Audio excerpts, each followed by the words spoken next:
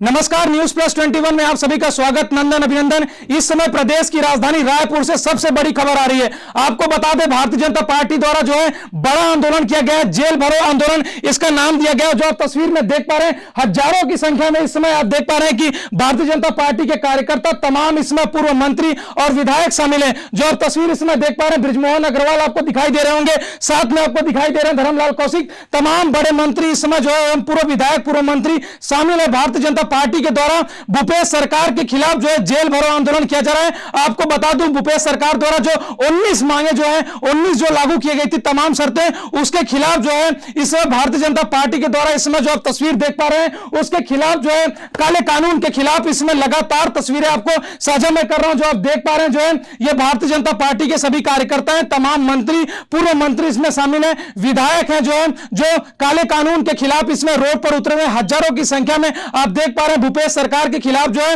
ये तस्वीर जो आप देख पा रहे हैं, भूपेश सरकार के खिलाफ एक बड़ा जो है आह्वान है भारतीय जनता पार्टी की तरफ से कि जल्द से जल्द जो है काले कानून वापस लिए जाए। जी हां, सीधे हमारे साथ इस समय केंद्रीय जेल रायपुर से हमारे संवाददाता अविनाश चंद्रवंशी जी जुड़ चुके हैं। अविनाश चंद्रवंशी, अब तक कितने लोगों की गिरफ्तारी हो चुकी, क्या कुछ देखने को मिल रहा है वहां पे?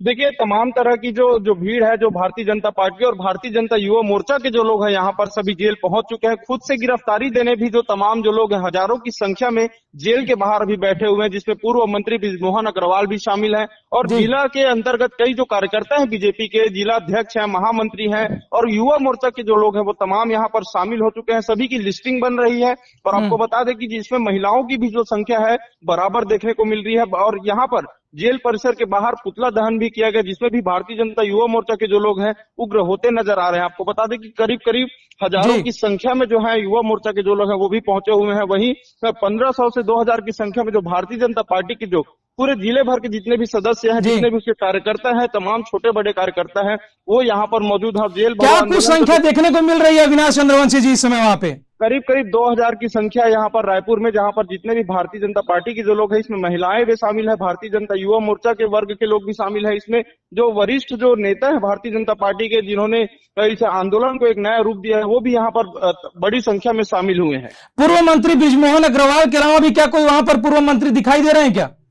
पूर्व मंत्री बृजमोहन अग्रवाल के अलावा और भाजपा के कई बड़े वरिष्ठ नेता जो है यहाँ पर मौजूद हैं और वो लगातार जो है, क्योंकि अन्य राज्य, छत्तीसगढ़ राज्य के अन्य अन्य जिलों में भी प्रदर्शन जारी है, इसलिए सभी जो अन्य मंत्री हैं अपने अपने क्षेत्रों में है और वहां पर भी जो है लगातार प्रदर्शन कर रहे हैं। फिलहाल यहाँ पर बृजमोहन अग्रवाल जी मौजूद हैं।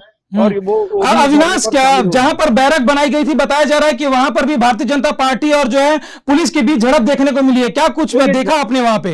झड़प जो है वो लगातार हो रही है यहाँ पर और खास करके इसमें युवा मोर्चा के जो लोग हैं वो इस झड़प में शामिल हो रहे हैं, क्योंकि जितने भी युवा हैं उनमें एक अलग जुनून जो है खून दिखाई दे रहा है, उनके अंदर एक अलग खून लग रहा है गर्मी के दिनों में।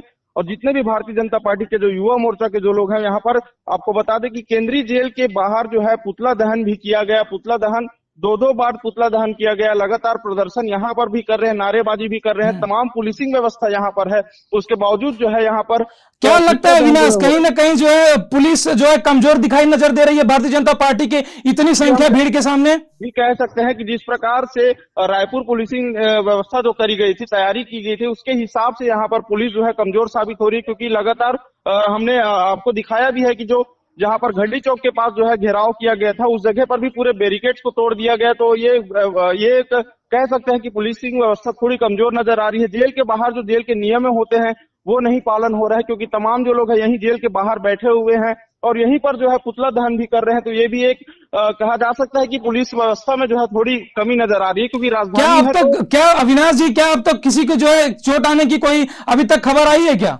देखिए, कुछ लोगों के अंदर जो जब झड़प हो रही थी उस समय कुछ लोगों के अंदर से खून वगैरह आए थे, किसी को चोट लगी थी, कुछ लोगों के कपड़े भी फटे थे, कुछ लोगों ने गिरा तो उनको, जो बूढ़े बुजुर्ग लोग हैं उन्हें कुछ चोटें आई हैं। तो वैसी कोई बड़ी खबर नहीं है इसमें कि कोई किसी को ज्यादा चोट आया हो, लेकिन कुछ लोग हैं जो झड़प में शामिल थे, उनको जो है चोटें आई हैं हल्की मुल्की। बहुत बहुत शुक्रिया अविनाश, नजर बनाए रखिएगा, आगे की पल पल की अपडेट आप हमें देते रहिएगा।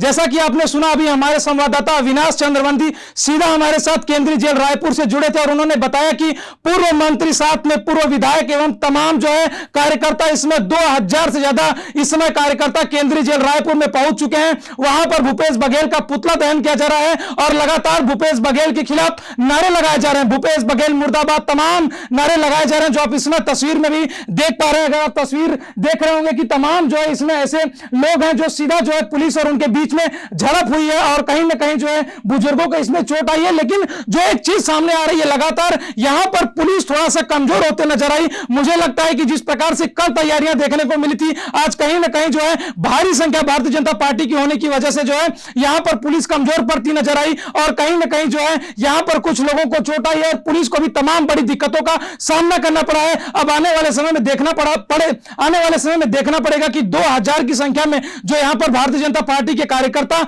एवं जो पूर्व मंत्री, विधायक एवं जिला अध्यक्ष, प्रांताध्यक्ष जो सब मौजूद हैं, आने वाले समय में क्या कुछ देखने को मिलता है, कैसे इनको जेल में रखा जाएगा, क्या सभी को जो है गिरफ्तार किया जाएगा या कुछ लोगों को गिरफ्तार किया जाएगा, इस पर अब तक कोई खबर सामने नहीं आई है। अब पल पल की अपडेट हम अब तक देते रहेंगे और देखने वाली बात होगी कि आखिरकार किसकी गिरफ्तारी होती है, क्या कुछ आने वाले समय में इस काले कानून के ऊपर फैसला लिया जाता है। कांग्रेस सरकार की तरफ से क्या सरकार जो है टस से मस होती भी है या नहीं होती है। भारतीय जनता पार्टी क्या आने वाले समय में इससे भी बड़ा उग्र आंदोलन करेगी? यदि उनका यह जो प्रयास सफल नहीं होता तो आने वाले समय बहुत कुछ देखने को मिलेगा। हालांकि जो सब कुछ सामने आ रहा है यह है कि 3.5 सालों में यह भारतीय जनता पार्टी का सबसे बड़ा उग्र आंदोलन देखने को मिला है कांग्रेस सरकार के खिलाफ, जो अब तक नहीं देखने को मिला था। जी हां, आप सही सुन रहे हैं, यह सबसे बड़ा आंदोलन है 3.5 सालों में भारतीय जनता पार्टी की तरफ से। लेकिन क्या कुछ इसका फायदा मिल पाता है भारतीय जनता पार्टी को, आम जनता को, कि जो उन्होंने इस काले कानून के खिलाफ इतना बड़ा उग्र आंदोलन किया, क्या उसके आने वाले समय मायने निकाले जा सकते हैं? ऐसे ही पल पल की अपडेट के लिए आप देखते रहिए News Plus 21। हम लगातार